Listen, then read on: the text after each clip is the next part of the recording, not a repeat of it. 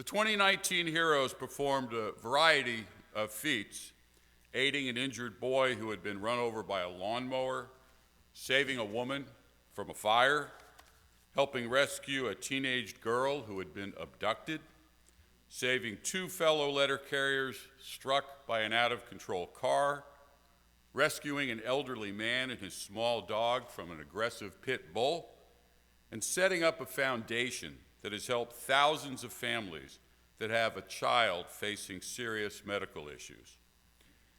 As I said, a wide variety of feats.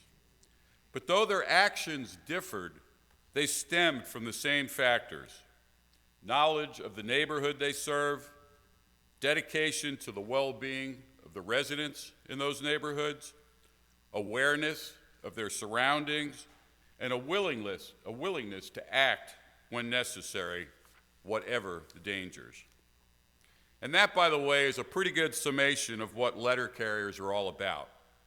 And because they're out delivering the mail 6 or even 7 days a week in every community across the vast country, they are often the first on the scene when action is needed. And as letter carriers see it, what they do is more than a job. It's a career in public service. The letter carriers gathered here today, and the thousands of letter carriers who go beyond the call of duty every year, make me proud to be a letter carrier and proud to lead the National Association of Letter Carriers, representing the nation's 200,000 plus city letter carriers and our over 90,000 retired letter carriers.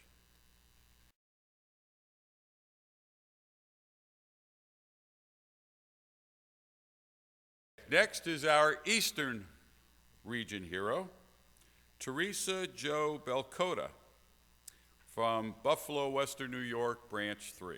Joe?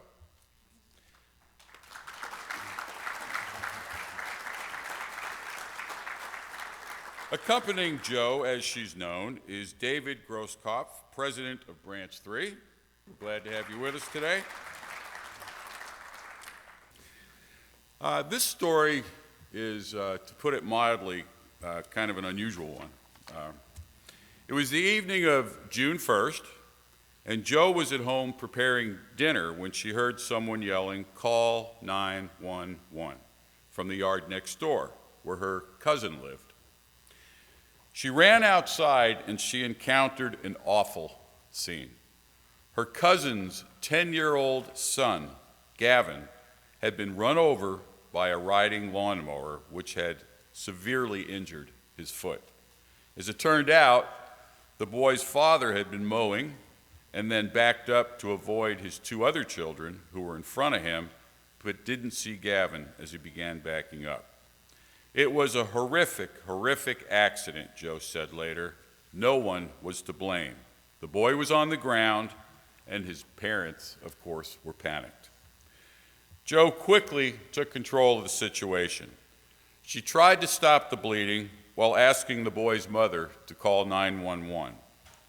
Joe took off her shirt to wrap the boy's leg and used it to apply pressure to the femoral artery at the top of the leg to limit the bleeding until medical personnel could get there. There was tissue just hanging there, she said. He had no big toe. Joe instructed her cousin to search the yard for the rest of the foot and told the other children to get a blanket for their brother. She did so to prevent him from getting cold. As Joe put it, "I was afraid he'd go into shock." Meanwhile, she told the boy to keep reciting the Lord's Prayer, hoping to distract him. Soon, a medevac helicopter, police, and an ambulance arrived. The officer had a tourniquet, and Joe applied it to the boy's injured leg. She made sure that pressure was continuously applied by firmly supporting both sides of the leg. What's notable here, actually what's amazing here, is that Joe has absolutely no medical training. So how did she know exactly what to do? As you would guess, Joe says that years ago she watched an episode of the TV show Law and Order, SVU, in which a child bled out of his femoral artery in less than a minute. Somehow, she instantly recalled the techniques used in that show and put them to use in the situation in front of her. I never thought I'd have it in me to do something like that, she said of her actions. It was a miracle I was even there.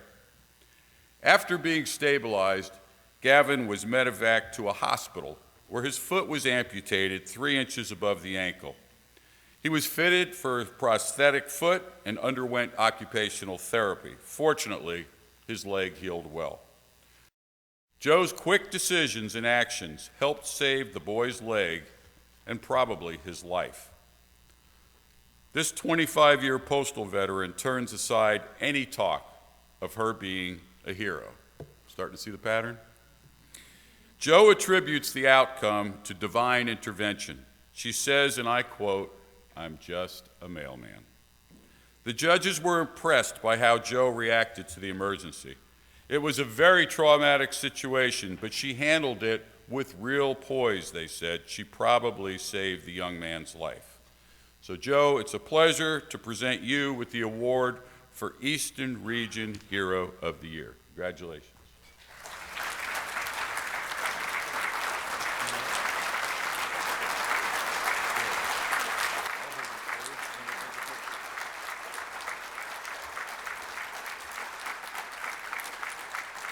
Wow. A standing ovation for me.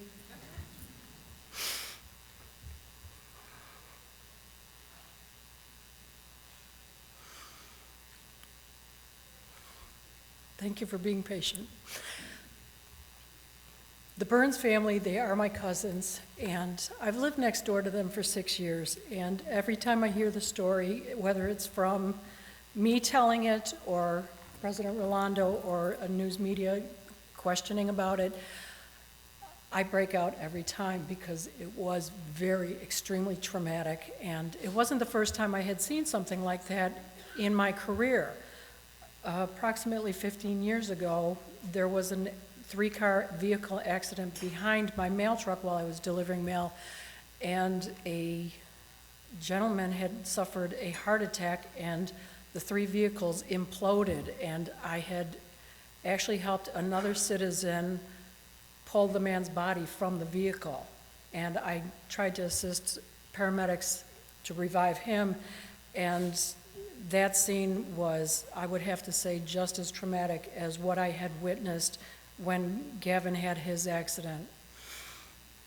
I love the Burnses, not just because they're my family, but they're my friends and my neighbors and my customers. I deliver their mail every day, and to see how Gavin has grown since his accident is amazing. His parents make sure that he has everything he needs. They've taken him to the beach in Florida. They've taken him on vacation camping. He rides his bike. He goes swimming in the ocean. He has prosthetic legs, one for swimming and one for land, and it's amazing. This kid is so strong, and his parents are just as strong, so I know where he gets it from. It's a beautiful thing to watch them grow and thrive, and out of everything that's happened, that makes me the happiest, to know that Gavin is going to grow and have a full life. Thank you to the judges. Thank you for having me here. This is so amazing. I cannot say, thanks is just not enough, but thank you.